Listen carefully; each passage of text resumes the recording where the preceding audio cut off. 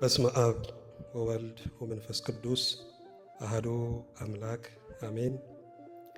ክቡር አባታችን መልአከ ብርሃን ቀሲስ አበበ ላመስግን የዚህ ታላቅ ደብር አስተዳዳሪ መምህር፣ ክቡር አባታችን ሊቀ ብርሃናት ቀሲስ ኤርምያስ ሳህሉ የዚህ ደብር ስብከተ ወንጌል ኃላፊ፣ ክቡር አባታችን መጋቤ ስርዓት ቀሲስ ጌቱ ኃይለ ማርያም የደብሩ ቄሰ ገበዝ፣ ላይካነ ምስጢር ስዩማነ እግዚአብሔር ዲያቆናት፣ እንዲሁም በ40ና በ80 ቀናችሁ አባት ብላችሁ እንድትጮሁ የልጅነትን መንፈስ የተቀበላችሁ ምእመናት ሕፃናትም ጭምር በወደደንና ባፈቀረን እስከ ሞት ድረስ በታመነልን በአንድ ልጁ በጌታችን በኢየሱስ ክርስቶስ ፍጹም ሰላም እንደምንቆያችሁ እንደምንሰነበታችሁ አሜን። ያለና የነበረ ለዘላለም የሚኖር እግዚአብሔር አብ፣ እግዚአብሔር ወልድ፣ እግዚአብሔር መንፈስ ቅዱስ አንድ አምላክ የልባችን ንጉሥ ስሙ የተመሰገነ ይሁን። የተሰወረ መና ባለበት በንጹሕ የወርቅ መሶብ የምትመሰል ማንም በማይደፍረው ብርሃን ውስጥ የሚኖረውን አምላክ በሆዷ የተሸከመች የወለደች የመዳናችን ምልክት የእናታችን የድንግል ማርያም ጸጋ ቃል ኪዳን አማላጅነት አይለየን። እግዚአብሔር የሰጠን የትምህርታችን ርዕስ ሕፃን ተወልዶልናልና የሚል ይሆናል። ትንቢተ ኢሳይያስ ምዕራፍ 9 ከቁጥር 1 እስከ 6 ያለውን አንድ ጊዜ አነብላችኋለሁ። ነገር ግን ተጨንቃ ለነበረች ጨለማ አይሆንም። በመጀመሪያው ዘመን የዛብሎንንና የንፍታሌምን ምድር አቃለለ። በኋለኛው ዘመን ግን በዮርዳኖስ ማዶ በባህር መንገድ ያለውን የአሕዛብን ገሊላ ያከብራል። በጨለማ የሄደ ሕዝብ ብርሃን አየ፣ በሞት ጥላ አገርም ለኖሩ ብርሃን ወጣላቸው። ሕዝብህን አብዝተሃል፣ ደስታንም ጨምረህላቸዋል። በመከር ደስ እንደሚላቸው ሰዎችም ምርኮን ሲካፈሉ ደስ እንደሚላቸው በፊት ደስ ይላቸዋል። በምድያም ጊዜ እንደሆነ የሸክሙን ቀንበር የጫንቃውንም በትር የአስጨናቂውንም ዘንግ ሰብረሃል። የሚረግጡ የሰልፈኞች ጫማ ሁሉ በደምም የተለወሰ ልብስ ለቃጠሎ ይሆናል።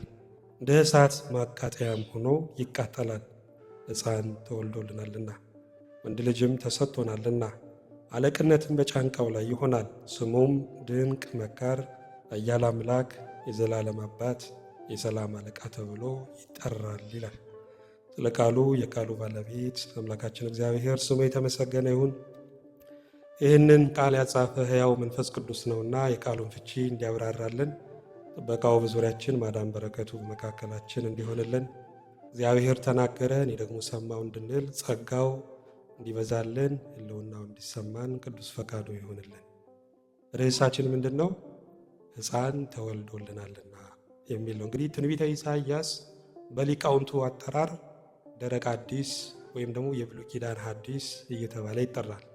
ምንም እንደው ስያሜው ብሉይ ይሁን እንጂ የብሉይ ኪዳን መጽሐፍ ይባል እንጂ በውስጡ ግን ስለ ክርስቶስ በሰፊው ስለሚናገር ደረቅ አዲስ እያሉ ይጠሩታል። ይሄ ብቻ አይደለም። ኢሳይያስ ወይም ኢየሱስ ማለት ምን ማለት ነው? መድኃኒት ወይም አዳኝ ማለት ነው። ስለዚህ የስሙ ትርጉም ልክ እንደ ኢየሱስ የሆነው ኢሳይያስ ስለ ክርስቶስ በሰፊው ተናግሯል። እኛም በክርስቶስ ክርስቲያን፣ በወልድ ውሉደ እግዚአብሔር፣ በመንፈስ ቅዱስ መንፈሳውያን ከተባለን ስለ እሱ በስፋት መስበክ ያስፈልገናል ማለት ነው። እንግዲህ የክርስቶስ ልደት ተራ የአንድ ሕፃን ልደት አይደለም። የክርስቶስ መወለድ የሰላም መወለድ ነው። የክርስቶስ መወለድ የፍቅር መወለድ፣ የምህረት መወለድ ነው። አንድ ፈላስፋ ከተወለደ በኋላ ምናልባት ወደ እውነት ሊመራን ይችላል። አንድ የነፃነት ታጋይ ተወልዶ ካደገ በኋላ ምናልባት ወደ ነፃነት ወጋገን ሊመራን ይችላል። ክርስቶስ ግን ተወልዶ ወደ ማንም አልመራን፣ ወደ ራሱ ነው የመራን፣ ራሱን ነው የጋበዘን። ለዛ ነው ብሉኝ ጠጡኝ ያለው ወገኖች። የክርስቶስ ልደት በዓመት አንድ ጊዜ ብቻ አስበነው የምናልፈውም አይደለም። በእርግጥ ቤተ ክርስቲያናችን በልዩ ሁኔታ የክርስቶስን ልደት በዚህ ወቅት ታከብራለች። ግን የምታስበው ዕለት ዕለትም ነው። ስለዚህ መጠንቀቅ ያለብን በዓሉም ብቻ ሳይሆን የተወለደውንም ጌታ ማክበር ነው። በዓሉም ብቻ የምናከብር ከሆነ በዓመት አንድ ጊዜ ነው። የተወለደውን ሕፃን ግን የምናከብር ከሆነ በየዕለቱ በየጊዜው እናስበዋለን። የሚገርማችሁ በቤተልሔም ተገኝቶ የሚያከብሩት እኮ ክርስቲያኖች ብቻ አይደሉም። እስከ ቅርብ ጊዜ ድረስ እነ ያሲን አረፋት፣ እነ መሐመድ አባስ፣ ሙስሊሞቹ እንኳን ሳይቀሩ የክርስቶስን ልደት ያከብሩ ነበረ። ግን እሱን መቀበል አምላክነቱን ማመን አልሆነላቸውም። ስለዚህ በዓሉን ስናከብር አብረን የተወለደውንም ጌታ እንድናከብር እግዚአብሔር ሁላችንን በቸርነቱ ይርዳን። ትንቢተ ኢሳይያስ ምዕራፍ 9 ከቁጥር 1 ጀምሮ ስታነቡ ስለ ክርስቶስ በተለይ ስለ ልደቱ በደንብ የሚናገር ነውና ከላይ ጀምሮ ያለውን ሐሳቡን የተወሰነ ለማየት እንሞክር። ቁጥር 1 ላይ ነገር ግን ተጨንቃ ለነበረች ምን አይሆንም ነው የሚለው? ጨለማ አይሆንም ነው የሚለው። ባጭሩ ኢሳይያስ የጭንቀትን ትርጉም ነው ያስቀመጠው። ጭንቀትን ምን አለው? ጨለማ አለው። በጨለማ ውስጥ ያለ ሰው ደግሞ አንደኛ ራሱን መመልከት አይችልም፣ ሁለተኛ ደግሞ በዙሪያው ያሉትን ማየትና መመልከት አይችልም። የሚጨነቅም ሰውም ልክ እንደዛው ራሱን እግዚአብሔር የሰጠውንም ደግሞ በዙሪያው ያሉትን ሰዎች ራሱን መመልከት አይችልም። ለምን? ጭንቀት ዓይንን ስለሚያሳውር፣ ጭንቀት የተስፋ ጉልበትን ስለሚበላ በዙሪያ ያሉትንም ራሱን ማየት አይችልም። ለዛ ነው ወንጌሉም አትጨነቁ እያለ የሚነግረን። አትጨነቁ የሚል እኮ እግዚአብሔር ብቻ ነው። ሚዲያው ሁሉ ካያችሁ ጭንቀትን ነው የሚያዘው። ነገስታቱ ጭንቀትን ነው የሚያዙት። አትጨነቁ የሚል ግን የድንግል ማርያም ልጅ መድኃኒታችን ኢየሱስ ክርስቶስ ነው። ነገ ስለ ራሱ ይጨነቃልና ስለ ነገ ምን አትበሉ። ስለ ነገ አትጨነቁ፣ ለቀኑ ምኑ ይበቀዋል፣ ክፋቱ ይበቀዋል። እኛ ክፋቱ የሚለውን ስንተረጉም ኃጢአቱ ብለን ነው፣ ግን አይደለም። ክፋቱ ሲል ድካሙ፣ ውጣ ውረዱ ይበቃዋል። ዛሬን ግን እናንተ ደስ ይበላቸው ነው። ዛሬን ግን እግዚአብሔርን አመስግኑ ነው። ነገር ግን ተጨንቃ ለነበረች ጨለማ አይሆንም። ለምን? የጭንቀት መድኃኒት የሆነው ሕፃኑ ክርስቶስ ተወልዷልና። በመጀመሪያው ዘመን የዛብሎንንና የነፍታሌምን ምድር አቃለለ። በኋለኛው ዘመን ግን በዮርዳኖስ ማዶ በባህር መንገድ ያለውን የአሕዛብን ገሊላ ያከብራል ይላል። ቀጥሎ እዚህ ጋር 3 ከተማዎች ተጠቅሰዋል። የመጀመሪያው ምንድን ነው? ዛብሎን። ሁለተኛውስ? ንፍታሌም። ሶስተኛው ደግሞ የአሕዛብ ገሊላ የሚባሉ 3 ከተማዎች ተጠርተዋል። የሚገርማችሁ መድኃኒታችን ኢየሱስ ክርስቶስ አገልግሎት ሲጀምር የአገልግሎቱን መጀመሪያ ያደረገው በእነዚህ 3 ከተማዎች እዚህ ጋርም ሲጠቀሱ እናያለን። ለምን? ምክንያት ስላለው። የመጀመሪያው ከተማ ዛብሎን ተብሏል። ዛብሎን ያዕቆብ 10ኛ የልያ ደግሞ 6ኛ ልጅ ነው። ልያን ታውቃታላችሁ በመጽሐፍ ቅዱስ። በባሏ ብዙም የማትወደድ መልከ መልካም ያልሆነች ሴት ነበረች። እግዚአብሔር ግን በልጅ በረከት ይባርካት ነበር። በላይ በላዩ ልጅ ይሰጣት ነበረ። ስለዚህ 6ኛው ልጇን ስትወልድ ምን አለችው? ዛብሎን ብላ ጠራችው። ዛብሎን ማለት መኖሪያ ማለት ነው። ባሌ ባይወደኝም አባቴም ብዙ ስፍራ ባይሰጠኝም እግዚአብሔር ግን በልጅ በረከት ባርኮኛልና ከዛሬ ጀምሮ ከቤት አውጥቶ ከጓዳ አውጥቶ በደጅ የሚጥለኝ ማንም የለም ስትል ዛብሎን ብላ ጠራቸው። ብዙ ጊዜ ደግሞ ልጆች ካያችሁ ያለ ብዕር ያለ ሰሌዳ ከወላጆቻቸው የሚወርሱት ነገር አለ፣ የስነ ልቦና መጎዳት። ስለዚህ ዛብሎናውያን ምን አይነት ሰዎች ናቸው ብላችሁ ከጠየቃችሁ የመጣል ስሜት የሚሰማቸው፣ የመተው የመገፋት ስሜት የሚሰማቸው ሰዎች ናቸው። ስለዚህ ክርስቶስ መጀመሪያ እነዚህን አድራሻ አድርጎ ሲመጣ እናየዋለን። ዛሬም በመተው ስሜት የምትሰቃዩ ካላችሁ እግዚአብሔር ይፈልጋቸዋል ወገኖች። ይሄ ብቻ አይደለም። ሁለተኛው ከተማ ምንድን ነው? ንፍታሌም። ንፍታሌም ራሄል መውለድ ባትችልም ግን ከገረዷ ያገኘችው ልጇ ነው ንፍታሌም። ራሄልን ደግሞ እናውቃታለን። በጣም የተወደደች፣ አባቷ የሚኮራባት፣ የሚደራደርባት፣ ያዕቆብን እንኳን ሳይቀር ብዙ ዓመት የገዛባት በጣም የምትወደድ ሴት ነች። ግን ፍሬ የላትም ነበረ። ንፍታሌም ማለት የሚታገል ማለት ነው። ንፍታሌማውያን ምን አይነት ችግር ነበረባቸው ካልን በመወደድ ግን ደግሞ ፍሬ በማጣት የሚሰቃዩ ህዝቦች ነበሩ። እንዲህ አይነት ሁኔታ የሚያሰቃያቸው እንዳለ ታውቃላችሁ። እያንዳንዱ የስልክ ጥሪ የቦምብ ድምፅ ያህል የሚያስደነግጣቸው፣ እከሌኮ የከተማው ቅርስ ነው የሚባል ግን በመፈለጉ የሚጨነቅ፣ ዝነኛ በመሆኑ በነፃነት እንኳን መኖር የማይችል ብዙ ሰው እኮ አለ ወገኖች። እነዚህንም እግዚአብሔር ይፈልጋቸዋል። ይሄ ብቻ አይደለም። 3ኛው የአሕዛብ ገሊላ ተነስቷል። እስራኤላውያን ከባቢሎን ምርኮ በኋላ ወደ ሀገራቸው ሲመለሱ ብዙ አሕዛብ ከነሱ ጋር ተቀላቅለው መጥተው ነበር። ያረፉትም በገሊላ ነበር፣ በአሕዛብ ገሊላ። ስለዚህ በአሕዛብ ገሊላ የሚኖሩ ሰዎች ሃይማኖታቸው፣ ቋንቋቸው፣ ባህላቸውና እሴታቸው የተደባለቀ ነው። በዚህ የተነሳ እውነተኛ አይሁዶች ይጠሏቸው ነበር፣ ይንቋቸው፣ ይገፏቸው ነበር። ስለዚህ በአጭሩ የአሕዛብ ገሊላ ሰዎች መንፈሳዊ ኪሳራ የደረሰባቸው ናቸው። በቅድስና ሕይወታቸው ሲቆዝሙ የሚውሉ ሰዎች ነበሩ የአሕዛብ ገሊላ። እነዚህንም አድራሻ አድርጎ ጌታ ሲመጣ እናየዋለን። ቆራቢ ነበርኩ፣ ዘማሪ ነበርኩ፣ ሰባኪ ነበርኩ፣ አሁን ያ ሁሉ ትዝታ ሆኖብኛል እኮ የሚሉ ሰዎች አሉ። ስለዚህ እግዚአብሔር እነዚህን ሰዎች ወደ ቀደመ ክብራቸው ሊመልሳቸው ይፈልጋቸዋል ወገኖች። ዝቅ ብሎ ምን ይላል? ቁጥር 2 ላይ በጨለማ የሄደ ሕዝብ ብርሃን አየ፣ በሞት ጥላ ሀገርም ለኖሩ ብርሃን ወጣላቸው ይላል። ይሄ ብርሃን ምን አይነት ብርሃን? የፀሐይ ብርሃን? የጨረቃ ብርሃን? የተወለደው የሕፃኑ ብርሃን? የክርስቶስ ብርሃን ነው ወገኖች። የክርስቶስ ብርሃን የእውቀት ብርሃን ነው፣ የሰላም ብርሃን ነው፣ የፍቅር የደስታ ብርሃን ነው። ይሄ ብቻ እንዳይመስላችሁ። የዓለሙን ብርሃን ካያችሁ በጨለማ ውስጥ ያለውን ነገር አሯቅቶ የሚያሳይ ነው፣ ባዶ አድርጎ ገላልጦ የሚያሳይ ነው። የክርስቶስ ብርሃን ግን የሚሸፍን ብርሃን ነው። ሸፍኖ የሚሰራ ሌላ የሚያደርግ ብርሃን ነው የክርስቶስ ብርሃን። በዮሐንስ ወንጌል ምዕራፍ 8 ላይ ታስታውሳላችሁ። ስታመነዝር አግኝተናታል ብለው አንዲትን ሴት ይዘው መጡ አይደለ? በክርስቶስ ፊት አቆሟት። ሙሴ እንደነዚህ ያሉትን ሴቶች በድንጋይ ወግረን እንድንገል አዞናል፣ አንተ ምን ትላለህ አሉት። እሱም ዝቅ ብሎ በመሬት ላይ መጻፍ ጀመረ። ደጋግመው ሲጠይቁት ግን ምን አለ? እናንተ ኃጢአት የሌለበት ቀድሞ በድንጋይ ይምታት ወይም ይውገራታል። በዛ ጊዜ ሁሉም ድንጋዩን እየጣለ ከሄደ በኋላ ጌታችን የተናገረው ነገር አለ። እኔ የዓለም ብርሃን ነኝ፣ የሚከተለኝ የሕይወት ብርሃን ይሆንለታል እንጂ በጨለማ አይመላለስም አለ። ስለዚህ የእሱ ብርሃን ምን የሚያደርግ ነው? ሽፍን የሚያደርግ ብርሃን ነው። የሚሰራ ብርሃን ነው። በእውቀት የሚያሳድግ ብርሃን ነው ወገኖች። ይህንን ብርሃን እንደገለጠ በሞት ጥላ ሀገርም ለሚኖሩ ይህንን ብርሃን እንዳሳያቸው መጽሐፉ ይነግረናል። ጥላ የአንድ ነገር ጠቋሚ ነው። አካል በሌለበት ጥላ የለም። እነዚህ ሰዎች በሞት ሀገር የሚኖሩ ናቸው። ከሞት ጋራ ከሲኦል ጋራ ኪዳን ያላቸው ቃል የተጋቡ ናቸው። ለእነዚህ ብርሃን ሊሆን ክርስቶስ ተወለደ። ዝቅ ብሎ ምን ይላል? ሕዝብህን አብዝተሃል። የትኛውን ሕዝብ? የንፍታሌምን፣ የዛብሎንን፣ የአሕዛብ ገሊላን ሕዝብ አብዝተሃል። የሚገርማችሁ ጌታ በመዋዕለ ሥጋዌው ጊዜ ከ10 ከተማ ከብዙ መንደር ተውጣተው ይከተሉት ነበረ። ዓለም ሁሉ ከኋላው ተከትሎት ሂዷል እስኪባል ድረስ ብዙ ሕዝብ ይከተለው ነበር። ትምህርቱን ለመስማት፣ መልኩን ለማድነቅ፣ መግቦቱን ለመብላት ይከተለው ነበረ። ዛሬ መድኃኔዓለም ያብዛን በእውነት። ሕዝብህን አብዝተሃል፣ ደስታንም ጨምረላቸዋል።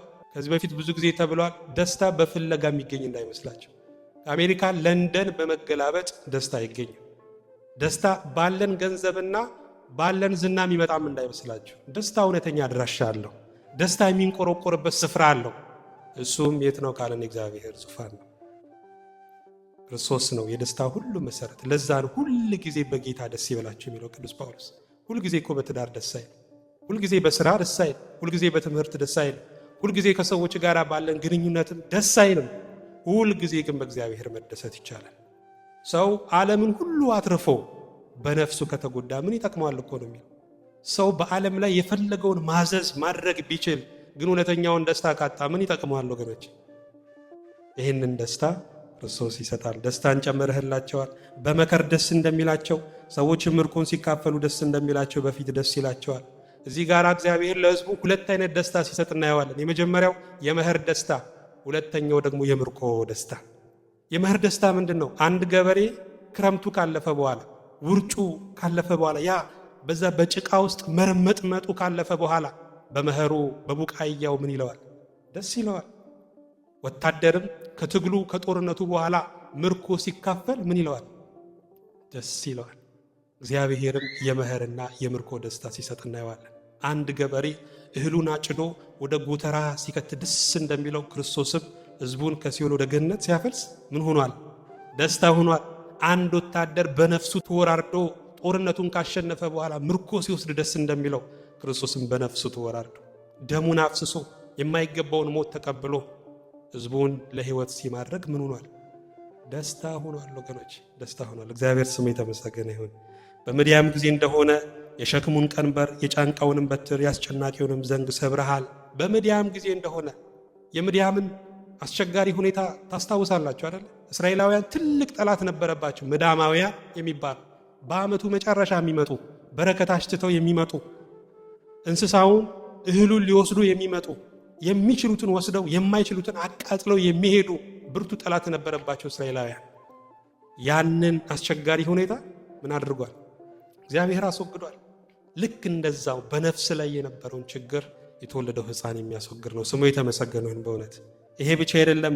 የሚረግጡ የሰልፈኞች ጫማ ይላል ዝቅ ብሎ የሚረግጡ የሰልፈኞች ጫማ ሁሉ በደምም የተለወሰ ልብስ ለቃጠሎ ይሆናል፣ እንደ እሳት ማቃጠያ ሆኖ ይቃጠላል። የሰልፈኞች ጫማ እኔ ትዝ ይለኛል እስከዛሬ ድረስ በህሊናዬ ይመጣል። በጣም ልጅ ሆኜ በተለይ የመንግስት ለውጥ ሲደረግ ወታደሮች በሌሊት ሲጓዙ የጫማቸው ኮቴ ይሰማ ነበር፣ ሸዋሸዋ የሚለው የጥይታቸው ጩኸት ይሰማ ነበር። ያንን የሰልፈኛውን ጫማ ምን አድርጋል? አቃጥለሃል ወይም ሽረሃል ሲል እናየዋለን። ስለዚህ ወገኖቼ ጦርነትን መሻር የሚችለው እግዚአብሔር ብቻ ነው። ይህ የሰላም ድርድር ስለተባለ የተኩስ አቁም ስለተባለ ጦርነት ላይ ቆም ይችላል። ጦርነትን ማስቆም የሚችለው መድኃኒታችን ኢየሱስ ክርስቶስ ነው። ስሙ የተመሰገነ ይሁን። የውጭ ጦርነትን ብቻ እንዳይመስላችሁ። የውጭን ጦርነት ምናልባት የተባበሩት መንግስታት ሊያስቆሙ ይችላሉ። የውስጥን ጦርነት ግን ሰው ማስቆም አይችልም።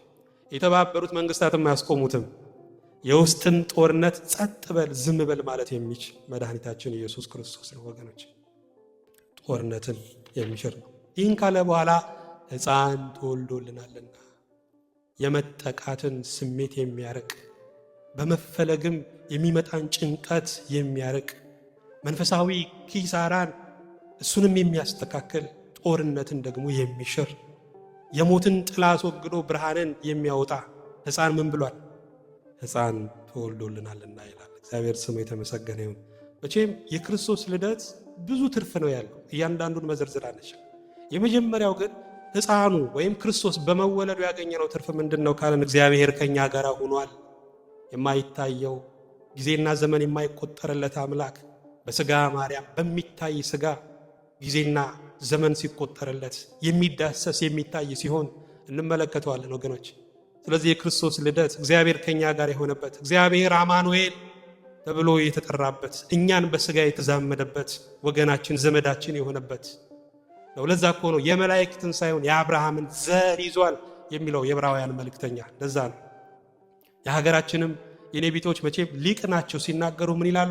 አብ ካልሰጠኝ ብዬ ምነው መናደዴ፣ ለወልድ አልነግርም ወይ ለስጋ ዘመዴ ይላሉ። ለምን? ክርስቶስ በስጋ የተዋሃደን ስለሆነ ወገኖች። ስለዚህ የክርስቶስ ልደት እግዚአብሔር ከኛ ጋር መሆኑን የሚያሳይ ነው። ይሄ ብቻ አይደለም፣ የዲያብሎስ ስራ የፈረሰበት ምስጢር ነው የክርስቶስ ልደት። በዚህ በአንደኛ ዮሐንስ ምዕራፍ 3 ቁጥር 9 ላይ የዲያብሎስን ስራ እንዲያፈርስ የእግዚአብሔር ልጅ ተገለጠ ይላል። የዲያብሎስ ስራው ምን ነበረ? በእባብ ገላ ተሰውሮ አዳምና ሔዋንን አሳተ። ክርስቶስም በሰው ስጋ ተሰውሮ ያ የሳተውን የሰው ልጅን ደግሞ ወደ ቀደመ ክብሩ ሲመልሰው እናያለን። ይሄ ብቻ አይደለም፣ የዲያብሎስ ስራ ይሄንን ፍሬ ብትበሉት እንደ አምላክ ትሆናላችሁ የሚል ጥበብ ነበረው። ክርስቶስም ተወልዶ የዲያብሎስን ጥበብ በሌላ ጥበብ በሚደንቅ በሚያስገርም ጥበብ ሲረተው ታያላችሁ። ምን በማድረግ? ያንን ስጋ አምላክ በማድረግ የአዳምን ስጋ አምላክ በማድረግ ጥበብ የዲያብሎስን ስራ ሲያፈርስ ታያላችሁ። ለዛ ነው አዳም ክፉንና መልካሙን ለማወቅ ከኛ እንዳንዱ ሆነ ይላል እኮ። ይህ ከ5500 ዘመን በኋላ የአዳም ስጋ አምላክ እንደሚሆን በተዋህዶ አምላክ እንደሚሆን የተነገረ ቃል ነው ወገኖች። ይሄ ብቻ አይደለም፣ ሰማይና ምድር የታረቁበት ነው። ለ5500 ዘመን ሰውና መላእክት አብረው ዘምረው አያውቁም። በመካከላቸው የጥል ግድግዳ፣ ሰውና እግዚአብሔር፣ ሰውና ሰው ተጣልተው ነበረ። ይሄ የጥል ግድግዳ የፈረሰው ክርስቶስ ሲወለድ ነው ወገኖች። ትጉሃን መላእክት ተክተው በሌሊት በጎቻቸውን ሲጠብቁ ለነበሩት ለትጉሃን እረኞች፣ ትጉሃን መላእክት ለትጉሃን እረኞች ተገልጠው ክብር ለእግዚአብሔር በአርያም ለሰውም በጎ ፈቃድ እያሉ ሲዘምሩ ታይተዋል። ስለዚህ መላእክትም የሰው ልጅም በአንድ ላይ የዘመሩት በማን ልደት ነው? በክርስቶስ ልደት ነው ወገኖች። ስለዚህ የክርስቶስ ልደት ስናስብ ይቅርታንም ማሰብ አለብን። የይቅርታ በዓል ነው። እስከ ዛሬ ድረስ ለሞት የሚፈላለጉ ብዙ ሰዎች አሉ።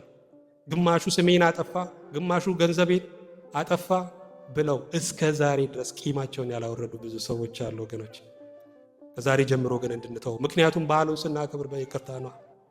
እኛም ቂማችንም እንደምናልፍ አውቀን እግዚአብሔርም ደግሞ እኛን ብዙ ጊዜ ይቅር እንደሚለን እሱንም ተረድተን ወለት የበደሉንን ሰዎች ይቅር ልንል ይገባል። እግዚአብሔር ሁላችንም በቸርነቱ ይርዳን። አዎ በክርስቶስ ኢየሱስ ምን በሉ ነው የሚለው? ይቅር ተባባሉ አይደለም የሚለው? እሱን አስበን፣ ምክንያቱም እግዚአብሔር እኛን ይቅር አለን ልጁን አይቶ ነው፣ መስቀሉን አይቶ ነው። እኛም ደግሞ መስቀሉን አይተን በእውነት የሀገራችን ሰው ድንጋይ ተሸክሞ ታረቁልኝ ይላል። ክርስቶስን መስቀል ተሸክሞ ነው ያስታረቀውና እኛም እሱን አስበን እንድንታረቅ መድኃኔዓለም ይርዳን። ይሄ ብቻ አይደለም፣ ከኃጢአት የሚያድን ነው የክርስቶስ ልደት። የሚገርማችሁ ግን በልደቱ ወቅት እንኳን ለጌታችን ለኢየሱስ ክርስቶስ የልደት በዓል በሰላም አደረሳችሁ ይባልና ታላቅ የሙዚቃ ድግስ ተዘጋጅቷልና እንድትገኙ ይባላል። ትልቁ በደል በእግዚአብሔር ስም መበደል ነው፣ በመልካሙ መበደል ነው። የአምላክህን የእግዚአብሔርን ስም በከንቱ አትጥራ ነው አይደለም የሚለው መጽሐፍ። በከንቱ መጥራት ማለት እኮ በስሙ በተሰየመ ቀን ኃጢአትን መጋበዝ ነው ወገኖች። ክርስቶስ የተወለደው ዘፈን ከተባለ ኃጢአት፣ ዝሙት ከተባለ ኃጢአት፣ ባዕድ አምልኮ ከተባለ ኃጢአት ሊያድነን ነው የተወለደው ወገኖች። እንዴት በኃጢአት ይከበራል?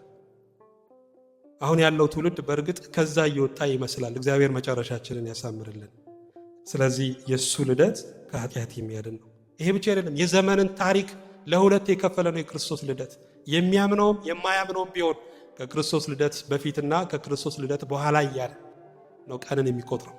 ዘመንን ታሪክን ለሁለት መክፈል የቻለው የተወለደው ሕፃን የጌታችን የመድኃኒታችን ኢየሱስ ክርስቶስ ልደት ነው ወገኖች። ስሙ የተመሰገነ ይሁን። ይሄ ብቻ አይደለም፣ ትህትና የተገለጠበት ነው። ከመካከላችን በበረት የተወለዳል የለም። የፈለገ ድሆች ብንሆን፣ ምስኪኖች ብንሆን፣ ትሁት ብንሆን በበረት ግን አልተወለድንም። ክርስቶስ ግን ሁሉ ያለው ጌታ ምንም እንደሌለው በበረት ተወልዷል። ትህትናን እንማራለን። ይህን ካለ በኋላ ወንድ ልጅ ተሰጥቶናልና፣ ስለዚህ እግዚአብሔር ወልድ ክርስቶስ ወደዚህ ዓለም የመጣው ስጦታ ሆኖ ነው።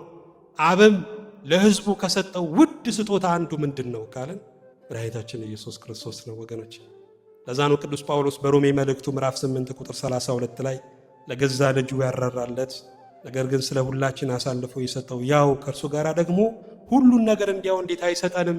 ልጁን የሰጠ ልጁን ለኛ ልጁን ለመከራ አሳልፎ የሰጠ አብ እንዴት ሌላውን ይከለክለናል? ትልቁን የሰጠ እኮ በትንሹ አይታማም። 1 ሚሊዮን ብር የሰጠ በአንድ ብር እንዴት ይታማል? ትልቁን ሰጥቷላ። ስለዚህ ልጁን ከሰጠ ይሄ ሌላው ከሱ ያነሰው ጥያቄ ይመለሳል ነው ወገኖች፣ የሚጠቅመን ከሆነ። እግዚአብሔር ስሙ የተመሰገነ ይሁን። አለቅነትን በጫንቃው ላይ ይሆናል። አንዳንድ የጦር መሪዎች ጄኔራሎችን ካያችሁ የአለቅነት ምልክት ወይም የስልጣናቸውን ምልክት እንደ ኮከብ አይነት በዚህ ላይ ያደርጋሉ፣ በትከሻቸው ላይ ያደርጋሉ። የተወለደው ሕፃን አለቅነት ሁሉ በምኑ ላይ ነው? በጫንቃው ላይ በትከሻው ላይ ነው ወገኖች። የስልጣን ባለቤት ነው፣ ጌታ ነው። እሱ የነፍስም የሥጋም ጌታ ነው። የሰራዊት ጌታ ሲባል ሰምታችኋል። የሰራዊት ጌታ ሲባል እኛ የመላእክት ብቻ ይመስለናል። የሰራዊት ማለት በሰማይም በምድርም ለተፈጠረ ፍጥረት ሁሉ እሱ ጌታ፣ እሱ አለቃ፣ እሱ ባለስልጣን መሆኑን የሚያስረዳ ቃል ነው ወገኖች። በበሽታችን ላይ፣ በኑሯችን ላይ፣ በችግራችን ላይ፣ በሚፈታተናን አጋንንት ላይ ስልጣን ያለው መድኃኒታችን ኢየሱስ ክርስቶስ። አለቅነት በጫንቃው ላይ ይሆናል። ስሙም ድንቅ መካር። እንደ እግዚአብሔር በእውነት እንደተወለደው ሕፃን እንደ ክርስቶስ ድንቅ መካሪ ማንም የለም። የምድር መምህራን ለአእምሮ ለጆሮ ነው የሚናገሩት። ክርስቶስ ግን ለልብ የሚናገር ለነፍስ የሚናገር ከጆሮ አልፎ ለውስጣችን የሚናገር የልብ አምላክ የልብ መምህር ነው መድኃኒታችን። ለዛ እኮ ነው የኤማውስ መንገደኞች መጽሐፍትን ሲተረጉምልን ልባችን ይቃጠልብን አልነበረምን ብለዋል እኮ። አያችሁ፣ ልብ እስኪቃጠል ድረስ የሚያስተምር የሚመክር መድኃኒታችን ኢየሱስ ክርስቶስ። እሱ መክሮት በእውነት ያልተለወጠ የለም። እሱ መክሮት ሰው ያልሆነ የለም። የእሱ ምክር ልዩ ነው። ብዙ ፈላስፋዎች የሚናገሩት ነገር አለ። ከመጽሐፍ እንደ መጽሐፍ ቅዱስ፣ ከመምህራን ደግሞ እንደ ኢየሱስ ክርስቶስ የሚያክል የለም ይላሉ። እሱ ድንቅ መካር ነው። ይሄ ብቻ አይደለም፣ ኃያል አምላክ የተወለደው ሕፃንም ነው አምላክም ነው። ከዘላለም ዘመናት በፊት የነበረ ነው። በአምላክነቱ ሲያበራ የኖረ አምላክ ነው። መጀመሪያ የሌለው መጀመሪያ፣ መጨረሻ የሌለው መጨረሻ፣ አልፋ ኦሜጋ ነው እሱ። ብዙ ሰዎች የክርስቶስን ደግነት ይረዳሉ፣ መልካም ሰው ነበር ይላሉ። ግን አምላክነቱን መቀበል ያልሆነላቸው ደግሞ ብዙ ሰዎች አሉ ወገኖች። መልካም ሰው ነው ካሉ፣ ደግ ሰው ነው ካሉ፣ የደግ ሰው መገለጫው ምንድን ነው? እውነት መናገር ነው። እሱ ደግሞ እውነት ተናግሯል። በዮሐንስ ወንጌል ምዕራፍ 10 ቁጥር 30 ላይ እኔና አብ ስንት ነን?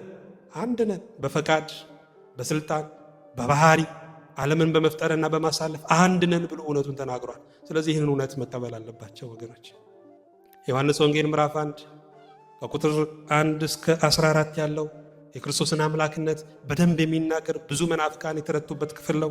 ይሄ ብቻ አይደለም። በዮሐንስ ራእይ ምዕራፍ 1 ቁጥር 8 ላይ ምን ይላል?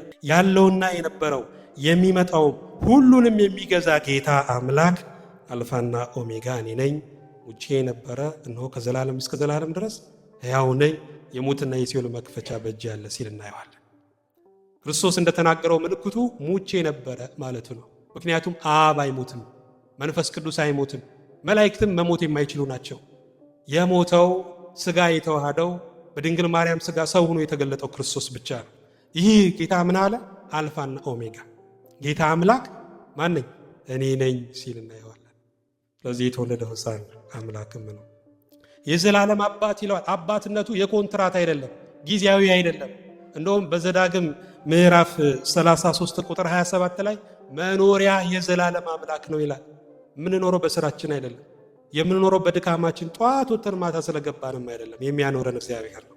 መኖሪያ የዘላለም አምላክ ነው ካለ በኋላ የዘላለም ክንዶች ካንተ በታች ናቸው። እናቶች ልጆቻቸውን ሲያስተኙ በክንዳቸው ላይ ያስተኛሉ አይደል? ከዛ ልጁ ከተኛ በኋላ ቀስ ብለው ክንዳቸውን ስበው ያወጣሉ። ለምን? ስለሚደነዝዛቸው። የእግዚአብሔር እጅ ግን የማይደነዝዝ እጅ ነው። ክንዱ ለዘላለም ነው ወገኖች። እኛም በመሸከም የማይደክም ነው። ስሙ የተመሰገነ ይሁን። የዘላለም አባት የሰላም አለቃ ተብሎ ይጠራል። ሰላምን ና፣ ሰላምን ሂድ ማለት የሚችል ሰላምን ማዘዝ የሚችል የሰላም አለቃ መድኃኒታችን ኢየሱስ ክርስቶስ ነው። ወገኖች ሰላም እንዲመጣ ከተፈለገ ይህንን ሕፃን ማክበር ያስፈልጋል። ሰላም ስለ ሰላም ስለተዘፈነ አይመጣም።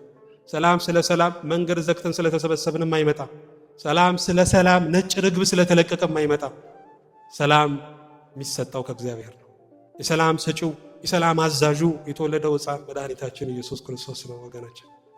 እዛ ነው ሰላምን እሰጣችኋለሁ፣ ሰላሜንም እተውላችኋለሁ። እኔ የምሰጠው ሰላም ግን ዓለም እንደሚሰጠው አይደለም ማለት። ዓለም ሰላም የሚለው ጥይት ሳይተኮስ ካደረ ነው አይደል? ቦምብ ሳይፈነዳ ካደረ፣ ከተማው ረጭ ጸጥ ካለ ዓለም ይህንን ሰላም ይለዋል። እግዚአብሔር ግን ሰላም የሚለው በተረበሸ ከተማ ውስጥ እየኖርን የልብ ረፍትና እርጋታ ካለን እግዚአብሔር ይህንን ሰላም ይለዋል። ልክ አንድ ሕፃን ልጅ በእናቱ እቅፍ ላይ ምንም ጦርነት ቢኖር ወከባ ቢኖር በሰላም እንደሚተኛ እውነተኛ ሰላም ካለን ወገኖች በወከባ ውስጥ በችግር ውስጥም በሰላም እናርፋለን። ይህንን ሰላም ለሁላችን እግዚአብሔር ይስጠን። ከዛሬ ጀምሮ ይላል በመጨረሻ ከዛሬ ጀምሮ እስከ ዘላለም ድረስ በፍርድና በጽድቅ ያጸናውና ይደግፈው ዘንድ በዳዊት ዙፋንና በመንግስቱ ላይ አለቅነቱ ይበዛል፣ ለሰላሙን ፍጻሜ የለውም ካለ በኋላ የእግዚአብሔር ቅንዓት ይህንን ያደርጋልና። እግዚአብሔር አያችሁ ሰው የሆነው የማይታየው የታየው በልደት የተገለጠው ለምንድን ነው? ስለ ቀና። እናንተ የምትወዱት ሰው ሲበላሽ ስታዩት፣ የማይሆን ሁኔታ ውስጥ ሲገባ ስታዩት ትቀናላችሁ። እኔ እያለው እንዴት ይሄን ይፈጸማል ትላላችሁ።